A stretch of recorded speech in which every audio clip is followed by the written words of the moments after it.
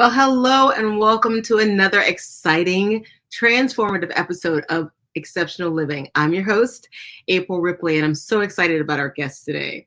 As you know, Exceptional Living purposes to inform, to inspire, and to ignite the greatness that lives in you. And how do we contribute to this? Well, by providing life-changing concepts, sharing strategic insights and intentional tactics, proven tools from local and global thought leaders in business, innovators, creatives, and global change agents that will equip and empower you for influence, distinguishable competency, and indelible impact. In a world where one is conditioned to just fit in, know that you, yes, you, were created to stand out, to be exceptional, unique by design. And I'm excited for our very special guest today because she is certainly a global change agent. Marleny Haywood is wife, mother, and serial entrepreneur. She is married to Ronald Ramos with two beautiful daughters, Isabella and Camila. She is an expert, sought after consultant in business management, leadership training, and marketing. She's vice president of CHS Renovations, which is a residential and commercial, as well as hotel remodeling company that she works alongside her husband.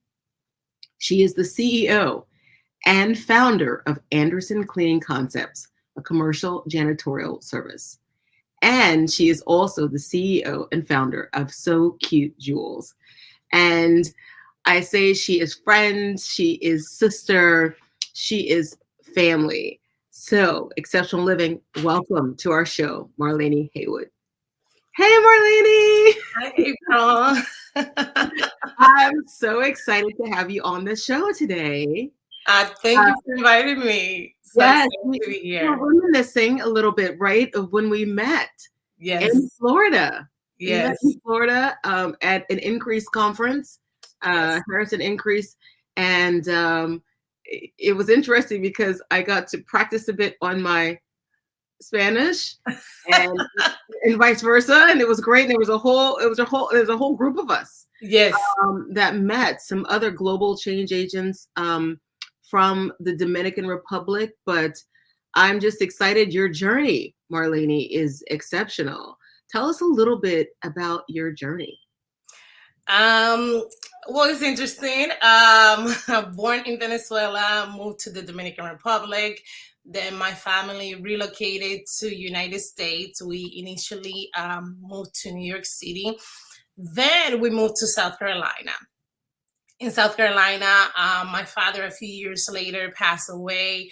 We couldn't decide whether to move back to New York or stay here, so we decided to stay in South Carolina. And that's when I got involved in my home church right now, um, working with the youth. Then I went and started working with women. Within that line, also started working with the Spanish marriage couples. There was a need at the time to lift the marriage couples, especially the Hispanic one. So Ronald and I took charge of that. And we did that for a few years. And then we proceeded. Then I moved along to working with women again. Within the time frame that my father passed away, and I started going to my home church right now. That's where I met Ronald. And we got married in 2007. And after that, we started creating life. I used to work for corporate America for a while, for about 10 years, doing managing, marketing, training, leadership training, um, going to different states, doing different things within the company itself, moving up the ladder, as we say. And then I decided to take a break and go into having my own business, joining my husband. And with that, creating, giving us a little bit of free free time for us, creating a life that we wanted where we didn't depend so much on corporate America, having the freedom of time, finances, and everything else. And then with that came kids. So busy, Yes. busy life. Wow, yes, beautiful Isabella and Camila. And it's your journey, Marlene, is special because, as a young person, you were moved about, you saw a transition, not just in what happened with your family and the transition of your father, but in the midst of that transition in your life, in your work, and certainly commend you. I've met your sister Kathy as well, and your mother, who I know is just a warm soul because of the results of her labor, literally and figuratively. But it's interesting that you actually met Ronald while you were working kind of in the same, I'll say, field of work. Like you were in this church in Behold, and I know he would have a different perspective of how he saw you, but tell us about that, because sometimes, people are like, I'm still working, there's this thing with women. Well, I have a career, or I can have a relationship / family. Can you do both? How does that work? So can you share with us just a little bit about that for you? What was that like for you? And meeting him and working and all of that. Well, I can tell you, when I first met Ronald, I was busy. I wasn't looking to say that I was looking. Mm-hmm. But one thing that I always did as a young person, I always pray for that one person that God had for me. I didn't know at the moment it was going to be Ronald. I just knew I was praying for someone, and that special one. But I wasn't praying, saying like I needed someone within a month or two or anything like that. To be honest, I was completely vested in church. At the same time, I was in college. Like I said, I was going for my business administration degree and then turning to computer programming. And but I was focused in church. In that process, we got involved working with the youth, and we ended up doing so many projects, conferences, teachings, and so many things together that one thing led to the other. And in that process, I want to say it was God. It was a divine appointment. Through that process, we started working in a lot of projects a lot closer. And that led us to, hey, you want to go out for dinner or for coffee? And that's how the relationship started. We dated for about, I want to say 3 years, getting to know each other a little bit better. And then into he proposed on my birthday, completely unexpected. It was so unexpected that I didn't answer. I didn't say, yes, I want to marry you. I was just surprised, and I kept the answer to me. But then I said yes. So while working, God arranged everything. One thing that I believe is that God is in control of our life, and he has every little step already taken care of. You just have to believe. And that's exactly what happened to me. I was coming out of the situation with my father passing away from colon cancer. So I was busy. I tried to keep myself busy and not to allow myself to fall into either anxiety or depression or anything like that. And in turn, I gave my all, whether it was to work and God. And when you're faithful to God, he's faithful to you as well. So he accommodated everything, and we managed. So you got busy, but got Yeah. to do it. Marlene, you just shared something. You when you were talking about in the midst of what was happening with your father, and even after his transition, that you kept helping other people and reaching out. And sometimes, that's hard when you experience that kind of loss, because you really want to turn inward. And I think there's certainly a space for that, because there needs to be a space, for you to grieve, and realize, what that person or persons meant in your life But as you said, there was a time when you had to, continue working, going on with your life, and you did that really by giving back into others. And sometimes that can seem, the complete opposite of what you should be doing. You're giving away while you should maybe be holding in.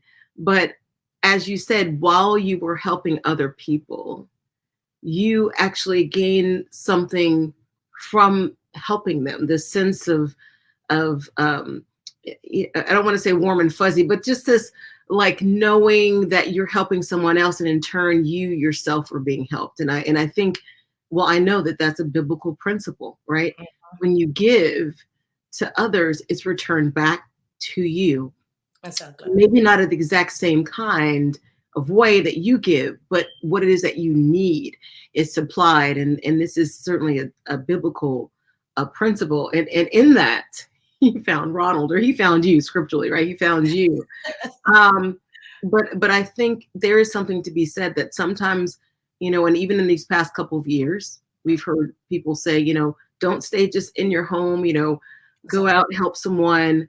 What can you share? Whether you have a degree or not, a kind deed, volunteering, just something where there's a give back, so that you realize that there are other people in the world who need your space and your energy and what you have to give, your love and compassion. And that's how God created us.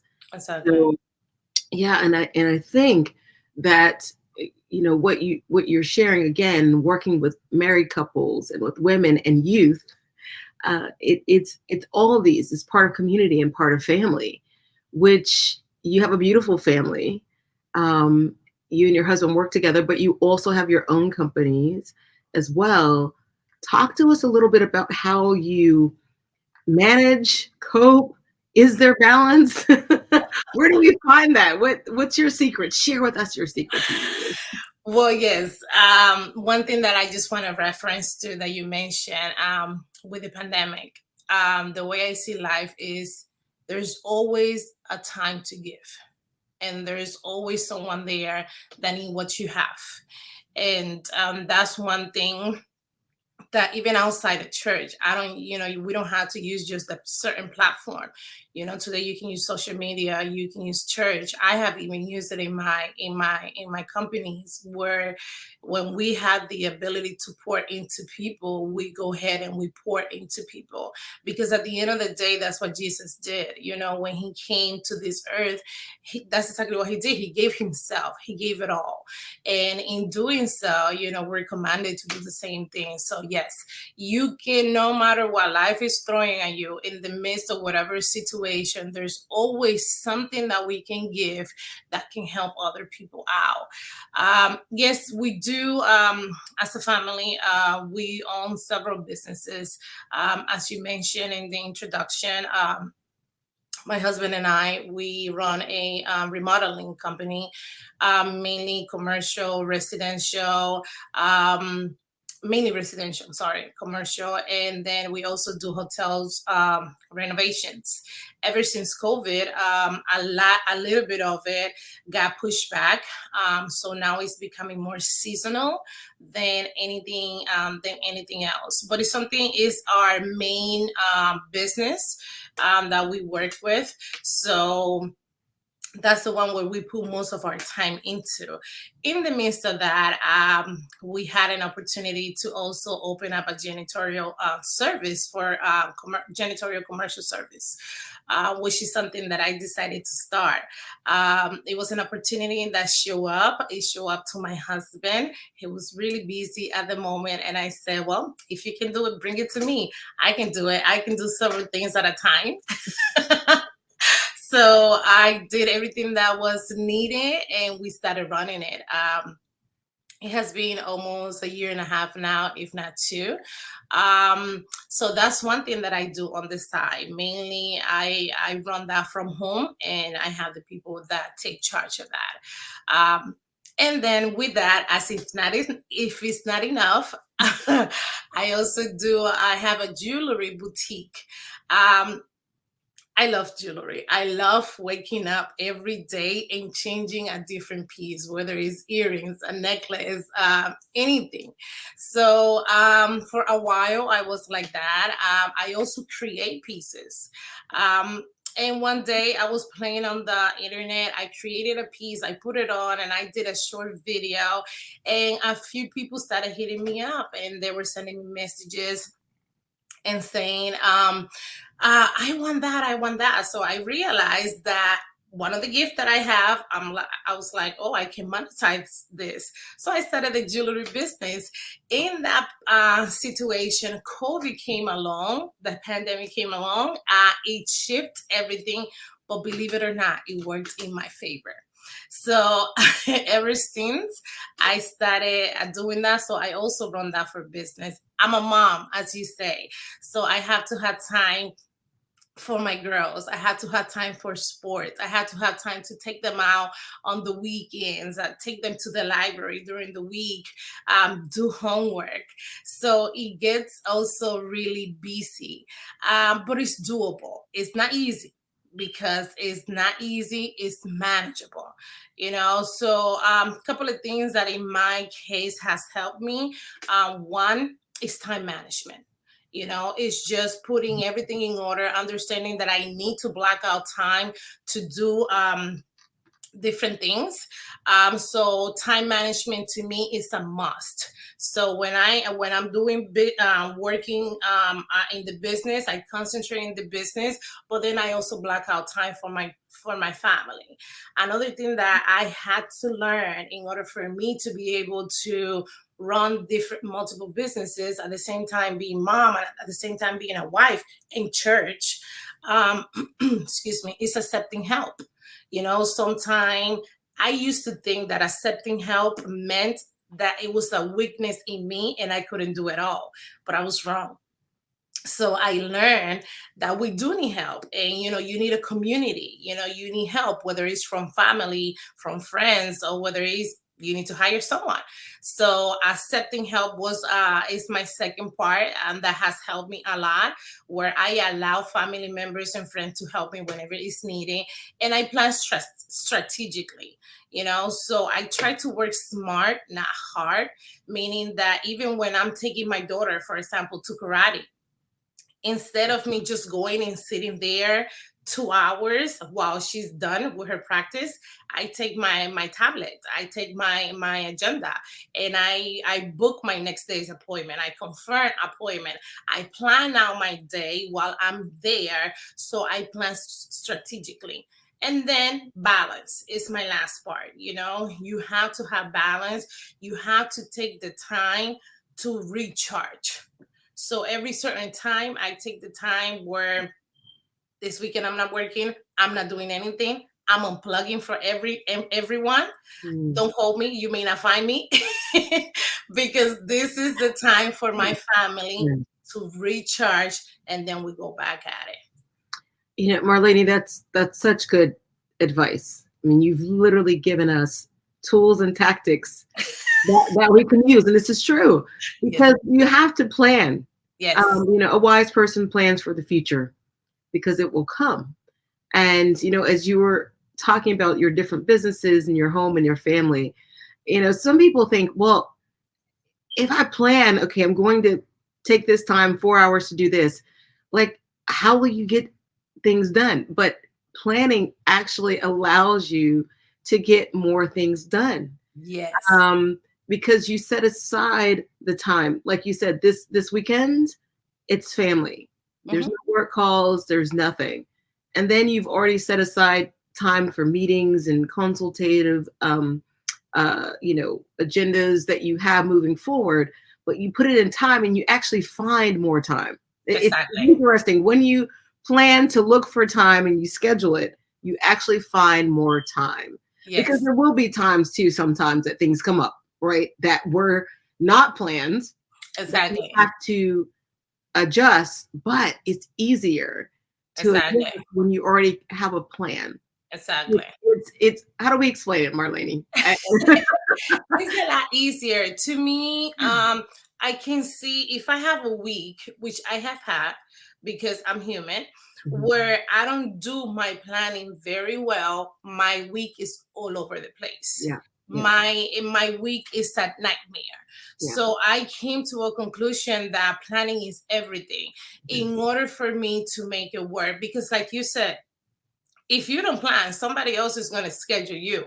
Yes. So what you need to do is schedule the time, schedule what you need to do to make sure you being successful and you can accomplish everything that you have in mind. So in my case, timing, even when I the days that I go to church, I block that time out. Wednesday, I need to be in church at this time. Sunday, I need to be in church at this time. Even if I need to go with a friend or somebody from church, a coffee, sharing a word, I put that in my agenda.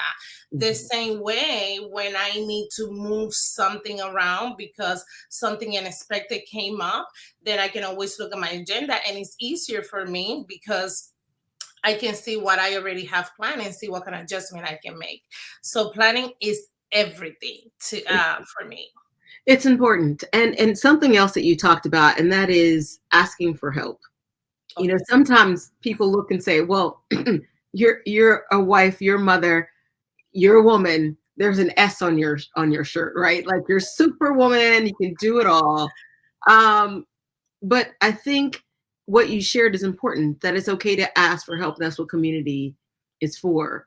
And again, that's how we were created to work together because each of us have different talents, different abilities, different gifts. Um, and so, where one, you may not have a certain skill or talent for something, you say, I recognize that, you're more organized or you're great with exactly. kids or you have a musical talent or you're good with finances, whatever it is, allow that person to be a part of your community. Of course, we're looking for other qualifications too, right, Marleny? Not just that you have the skill, to have the character as well. But I think what you said was, it's okay to ask for help. And it's also okay to accept help because sometimes we need to ask. Exactly. We have to get past the superwoman, syndrome of saying, I can do this all. And we frazzle ourselves, we stress ourselves Yes. mentally, and then eventually physically. And then guess what? We can do nothing. Exactly. So I think having those persons in your life that can help you. And speaking of which, Marlene, I'm quite sure that you have some coaches and mentors in your life because that's a different level of help, right? So you can have people who kind of watch or do things at your work or, pick the girls up maybe from karate or something like that. But what about the persons who really go in to feed your spirit, to feed your mind, and to inspire you to go higher in what you're doing or to hone the skill? Those mentors and coaches. Talk to us a little bit about some of the coaches and mentors you've had in your life and how important that's been for you. Well, to me, having a mentor is all because I come from a background where there's limitation. I come from a third world country. And sometimes when you come from a third world country with so many limitations, your mind is limited. So one of the first conferences that I started going to was Increase. And spiritually, besides my leaders at the church, I believe that everyone should have not just one mentor, but several, because each of them can give you a different thing in your life that you need. One mentor is not going to cover all. You're going to find one that's going to speak to your finances, one that's going to speak to your spirit, one that is going to speak to your family, one that is going to speak even about time management. And these are things that I do on a regular basis. I have been in different, I have many mentors as far as finances, as far as businesses, many conferences that I've been to spiritually that feeds my soul. And then I also have I've been to many conferences that speak to what is family, the purpose of marriage, how to make your marriage work. And I don't necessarily go to it because I'm in need of that or because I'm struggling in my marriage. No, I go to them because I understand the purpose of knowledge. I understand the purpose of feeding myself and getting all this knowledge to help me live the life that I want to live. I also invest a lot in books, whether it's physical book or whether it's through audible that I'm constantly listening to.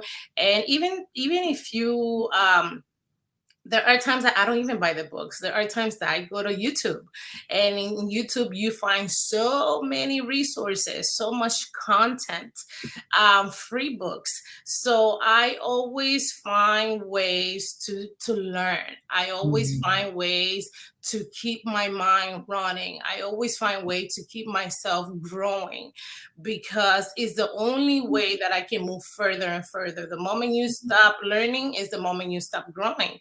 So that's one thing that I have learned, and I learned it through these conferences, and through these different trainings that I have taken. I mean, I have taken training with Dean Graziosi, Tony Robbins, just to mention a few.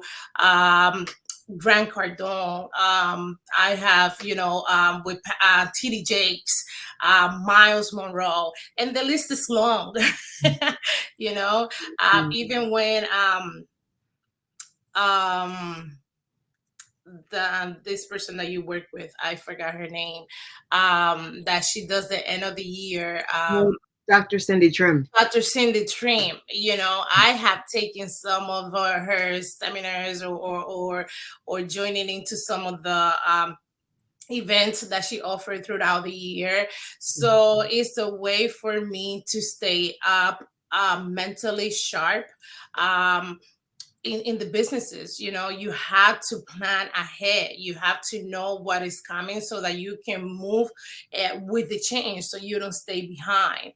So for me, whether it's through a book, whether it's through a conference, whether it's to one-on-one mentoring is a must, because it helps you eliminate so many steps.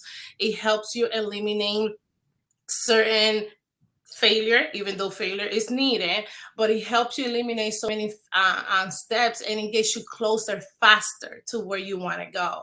So I definitely believe it's a must. Actually, even though my girls are young, I started already looking for events and different things that I can take them to, to Yeah, expose them to yeah, that yeah. at an early age. That So that's so good, Marlene. I going back to the conferences, I remember my parents taking us all and my siblings conferences, and they would be in the adult portion, we'd be in the kids or the youth or teen portion, but we didn't at that time understand what the exposure would mean. And as you said, seeking to learn, not because you have a problem, because sometimes we wait, right? Doctors are there to kind of give us a checkup, but they'll tell you, if you maintain your health, you'll see me less, right? It was an exactly. annual checkup.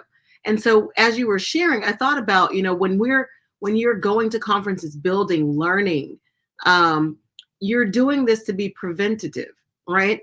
Yes, there may be times when the tire gets flat, but the whole purpose is to check to make sure there's air, keeping the car balanced and things like that. But they help to hold you up. Hmm. Um, but as you said, with mentorship and speaking of Dr. Monroe and Dr. Trim and many of the others, you learn so much. And and sometimes it's like a silo, not to keep information away, but it's like you may learn something or hear something in the conference, you go, well, that's not me now, but you have it here. And so you kind of place it to the side, because ironically enough, Marlene, and I found this, from conferences like the 10X and the, I'm trying to think of his name, in Umgred, Florida, the last time, Peter Lowe, set these success seminars, right? All these different leaders, and you're like, well, I don't do that. But you're learning principles, Right. life principles. And the same thing goes really with mentors. Yes, I have multiple mentors because, as you said, no one person has it all. But it's important that the different areas in your life, you have someone that speaks into them. One thing I have noticed too, Marlene, is that, your mentors guide you. They give you it's kind of like a map, right? When you're in the car or whatever. I know some people are, we have GPS. Okay, yes, GPS. But follow me on this journey. They can't take the journey for you. They Exactly. simply tell you, as you're going, think about it. Okay, what do you want to do with that? You want to get involved in this business. Why? Well, okay. And what will you do? And sometimes it catches you back because you're like, I hadn't thought that far, right? But Yes. we know that mentors have already kind of gone ahead to be able to look back as you start your journey through. And that's why it's so important to have them. People say, well, I'm self-made, Marlene. No one is self-made, No, exactly. because there's always been some kind of community, whether that's formal actors or informal, that you'll need. Um, you talked about books, and this is so great because I used to say, let your car be a mobile university. I'm not saying you can't listen to music at times, but I'm like you, Audible, YouTube. I love it because sometimes you think, how am I going to sit down and read this book and for so many hours? But you can listen to it while you're driving. You can, even at your computer, maybe you are doing something else, so you can still hear it. It goes into your brain, your mind, hears it. And I think that's important. I think from what I see in your life and your journey is something that I believe is a trait of the greats, and that is being teachable Yes. and having a great attitude. I don't think I've ever seen you not without a smile. And I know there are probably times when it is, but you, in all the things that you do, are living this exceptional life. So tell us how have you been able to do that? How have you been able to live this life, um, unique as your own purpose and design, but there has to be something that's guided your life along the way. The main thing, April, that have guided my life is my faith in God. I always say who I am today is because of Him. What I am today is because of Him. What I have today is because of Him. Mhm. That's one of the things that has always guided me, whether I am in my highest or whether I am in my lowest. Is my faith in God. Another thing that has always guided me is my attitude. I believe that attitude is everything. It will make you or break you, and it's how you see life and how you see it. It comes to happen. So I am a very grateful person. So yeah, I always try to find the positive in things, in situation. It doesn't matter how I find myself, and there's gonna be situation that initially you may say, well, there's nothing positive about that. Correct. At the moment, there may not be anything positive about it, but eventually you're going to find, there was something there for me to learn. There was something there that I got out of it. Even when my father passed away, which has been one of the greatest thing I have faced, because he passed away at an early age. He was my go-to person for any advices, any situation, even college when I was doing homework. Hey, Dad, I don't know how to do this. Can you help me out? So he was, my go-to person. And when he passed away, I found myself a little bit lost. So with that being said, at the beginning I was like, why did this happen to me? I had so many questions. But then, the situation that happened to him, looking deeper today, it has helped me in so many aspects to even correct certain things that I was doing in the past that could lead me to the same results that my father had. In the businesses, sometimes everything doesn't go accordingly, everything doesn't go planned. Sometimes we get surprises, and we have had situation where we have to start from scratch and do it again. And how do you go about it? Attitude. You can sit there, you can whine, you can look at the negative, or you can look at it in a positive way. Okay, it happened, it's not what we were expecting, but what's next? I do not like to leave thinking what would happen. I'm not that type of person, because in my opinion, I think that creates anxiety, regret, and things like that. And I do not like to live in regret. So when I think about exceptional living, that's one of the first sentences that came to my mind, or one of the phrases that came to my mind is live a life without regret. So when the way I face life, which is why many people have never seen me sad or with a serious face, um, I have been there. It happens, but I face it all on attitude. You know, I believe attitude and gratitude goes together, and there is always a lesson to be learned. Excuse me. There's always a lesson to be learned, and I always try to focus on what did I learn versus what was lost. Mm, that's good. That's good. So you said first your faith in God, and I concur. Um, because Marlene, with so many things that happen to us just in our human experience and journey, I can say, where would I be but for the grace of God? Exactly. Exactly. Um, and so that definitely is something that we have in common, and attitude, living your life without regret, and finding the lesson Exactly. in not just the bad things that happen, but also the good. Exactly. You can learn from both. And when we first met in Florida at the event, and I remember it was the dinner. If you remember the dinner, and Dr. Monroe and his wife were speakers, and Ron, and you're like, we want to meet them. I said, well, come on, and I was carrying his plate. Do you remember that? Carrying his plate. Yes. Yes. And we didn't know that just a few years later, Exactly. tragedy would strike. And as you said with your dad, like, you could ask, why and why, but then you'll say, okay, this is what I see. This is what I learned from that. And like you said, some of the things that maybe didn't lead to good health, you said, oh, that's a lesson learned. Change that. Or lessons that were taught, to you spiritually, or about planning and, making decisions and things like that. So sometimes in the midst of tragedy, even after our emotional connections and things that, the loss that we feel, I think time gives us the ability to say, okay, what can I learn? Is there something that can come even in the midst of a tragedy? Exactly. And it's the attitude that you said. It's being open to say, okay, what can I learn? I'm going to keep a good attitude. I'm going to be grateful for the time I had, grateful that, he put so much. He was my go-to person. I could ask questions, when you're talking about your dad.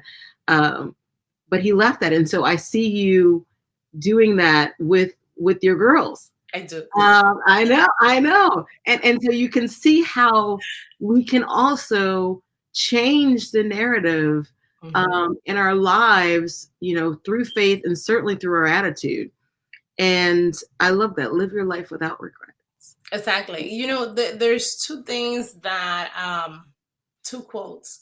I read one of the books from John Maxwell that says, sometimes you win and sometimes you learn. Yeah. And when I read that automatically caught my attention. And when I read that book a few years ago, it completely changed my mentality as to how I see things, and ever since I look for the lesson that I can learn. I don't look for what's missing. I don't look for what it could have been. I mean, I look for what it could have been if it's something that I can learn from, but I don't focus. And then there was another book that I read. I don't recall the author. And another quote that stuck to me was, learn the lesson, forget the details. Sometimes we get stuck in what happened, why did it happen, and you don't move forward. So when you learn the lesson and you forget the details, you say, okay, come on, it happened. This is what I learned. Next chapter, next page. Let's move on.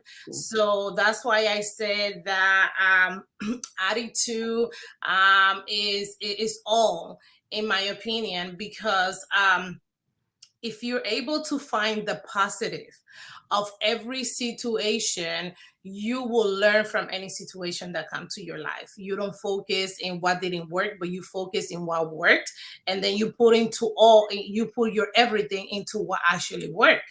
And also commitment is one of the things too. You have to be committed, and you have to work hard for the things that you want. You have to work hard and with excellence, to accomplish the life that you have. So I will say, in my case, it is God attitude, and then the commitment to continue to pursue and to give your best.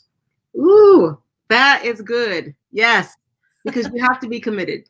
Yes. You have to be committed.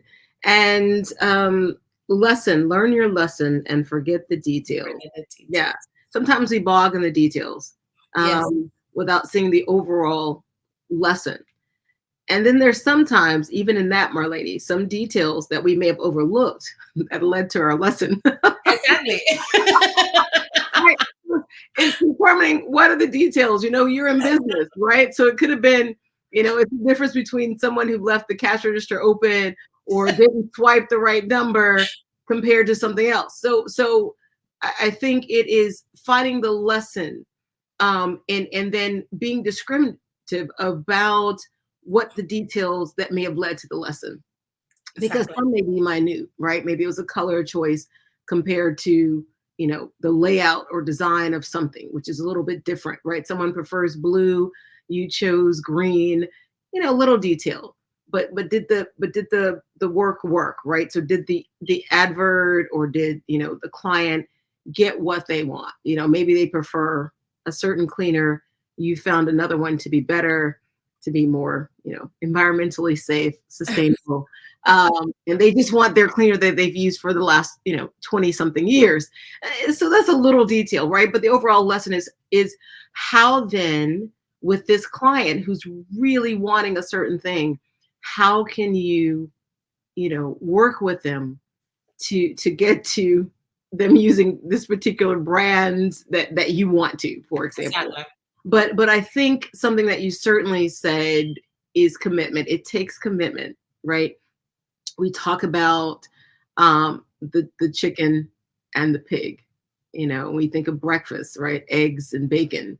That one was completely committed, and we all know that was the pig, right? The chicken made a contribution, but the pig was totally committed. Yeah. And that's really how life is, and what you talk about. Avon, equivalent. Yeah.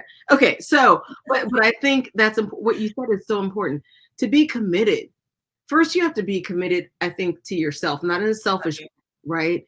C.S. Lewis says that humility is not thinking less of yourself, but thinking of yourself less. Colossians tells us to not just look out for ourselves, but also look out for others. But it is being committed to you, to Marleny, and then go and commitment to, your husband, your family, your businesses, your church.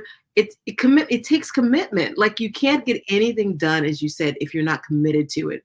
And you have to be committed first to you and who God created you to be, the purpose that he has for your life. So through the tests, through the trials, through the temptations, through the lessons learned, even through the great times and the celebratory times, there's still a commitment to press on, to not just, celebrate all the time. We've got to keep moving. And then lastly is to do things in an excellent way. Exactly. To do them where it represents you. Here in this earth, we are Christ representatives, ambassadors, as we're called. And so to do things in an excellent way reflects him and reflects him in us. And then, that's one thing I know, the service that Ronald and you give in all of your businesses, your clients that you have, and the ones that I know you're getting more of, will testify to your excellence in the work that you do, because what you do proceeds from who you are. Exactly. And so that's why it's important to keep learning, as you said, to keep growing, keep a great attitude, be grateful, learn your lessons, be committed, and work in excellence. So I'd ask you, Marleny, what would the woman you are today say to the girl you were? I'm sorry, say that again. What would the woman you are today say to the girl you were? I would say invest in yourself. at an early age. Mindset is everything. And investing in yourself um, is something that you will never regret. You know, it helps you grow in so many ways, in so many levels. And even if some of the things doesn't apply to you, you can always use it with somebody else, and it helps you serve better. Because remember, we only give what we have inside of us. What we don't have, we can't give. So investing in yourself at an early age is the one thing that I would say to Marlene, if I was a young girl. And investing, like I said, if you don't have the money for a conference, there's mentoring. If you cannot afford mentoring, there's books. If you cannot afford books, there's a lot of free content in YouTube in so many ways. We're living in a time, April, where knowledge is becoming very accessible, where we don't have to stay behind, because there's so much content given even freely. What we have to do is put the work and find it. It's not going to come to you. If you're sitting there just waiting for it to happen, it's not going to happen. You have to go and look for it. But if you look for it, you're going to find it. And the more you know, the better you prepare yourself. Do better every day. Work to to become the best version of you. That's one thing that I always find ways to do better. Recently, a few years ago, I took an interpreting medical test, where I am certified to work to go into a hospital anywhere in United States, and I can interpret in any situation. Do I use it now? I do not. Do I need it? I maybe not, but I don't know if in the future, hey, it's something that I can use. I have found myself in situation when I'm interpreting for my mother, and I had to jump in and help somebody else. So growing the knowledge, investing yourself in an early age will prepare you mentally in a way that you can never imagine. Because one thing that has helped me in life and have helped me shift my life completely is a lot of mental barriers that I broke, that I had to break. And I did it through, finding mentors, as you mentioned. And the other thing that I would say to Marlene is embrace changes. Changes are going to happen. Initially, when I started this journey, I didn't like changes. I found myself stuck. I didn't like, if anything was different from what I was used to, I hated it. And I found myself getting stuck in situations or reliving a certain situation because I wasn't moving along. And it wasn't until I was able to understand that changes are inevitable. They're gonna happen, they're gonna come. So instead of me dwelling on, oh, I don't like it, how can I get prepared? How can I embrace it? Many people are still waiting for the world to go back to what it was after the pandemic. It may not happen. Let's embrace it. It's not going to happen. We live in a different era. So embracing those changes that life is bringing is the best thing that we can do. The best thing Marlene will have to do to get her prepared to keep moving forward to where she wants to go. Wow. Invest in yourself, little Marlene. Um, you can only give what you have, and work to become the best version of you, and embrace change, because change is inevitable. And I think those are certainly lessons that we all can learn from. And yes, our world is not the same. Uh, Not just physical world, not just, WTF, right? Or WFT, work from home. But mentally, it's not the same. People are not the same. We're seeing a lot of, reports, and, psychologically, even physically, it's not the same. It's interesting that people use the word embrace change, Marlene, because it's something hard. We think of embracing, and when we embrace people, it's what, out of love. I love you. I give you an embrace, a hug, an abrazo, right? So how, to say that we should embrace the uncertainty in change is really poignant. If we think about it for just a moment, that means we say we kind of love, we look forward to what we don't know is going to happen, that is uprooted our normal. But I think that takes a strength and certainly courage to do that. Mhm. And so that's what it takes. And that's all part of that mindset you were talking about, because sometimes you just have to do it not totally sure, a little bit afraid, or as my little cousin say, a little bit of scared. But you do it anyway, because courage is Right. not the absence of the fear, but it is your commitment, your determination to go on anyway in the midst of it. Marleny, thank you so much for Thank all that you. you shared today. I have been inspired to aspire to the greatness that's in me. And I'm sure that all of our listeners have been likewise. And so, on behalf of Exceptional Living, we say thank you for being our guest. Thank you to Ronald and Isabella and Camila and all of your family, um, biological and extended by spirit and love, who have helped to shape you into the formidable woman that you are. Loving, kind, a woman of faith, and such a giver, always a giver. Um, and so our prayer is that all of that will be returned to you. We know that it will, because it's scriptural and it's to happen. But we thank you again for being a part. And we send blessings your way. And just thank you for everything that you're doing, knowing that the best is yet to come. Thank you. Thank you for having me. Thank you for the opportunity that you have given me. Thank you for thinking of me, and thank you for this program, because it's a blessing. Because it's reaching out people that I know they can benefit from each of this interview.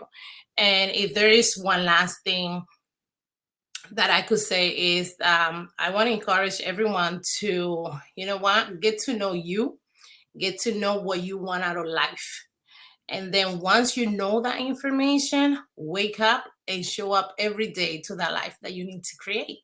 So thank you for this, April. You are a blessing beyond what you can imagine.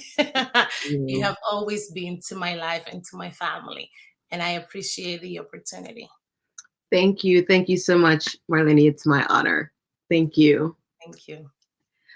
Well, ladies and gentlemen, I told you it's going to be another exciting but informative program today. And certainly what we heard from our special guest, Marleny Haywood, has challenged us in a beautiful way to aspire to more, to go beyond, to live that exceptional life. So be sure to like, subscribe, and share this program. And thank you for your support. And we send blessings to you, to your family, and to your work. Know again that you were created to stand out, to be exceptional, because you are unique by design. God bless.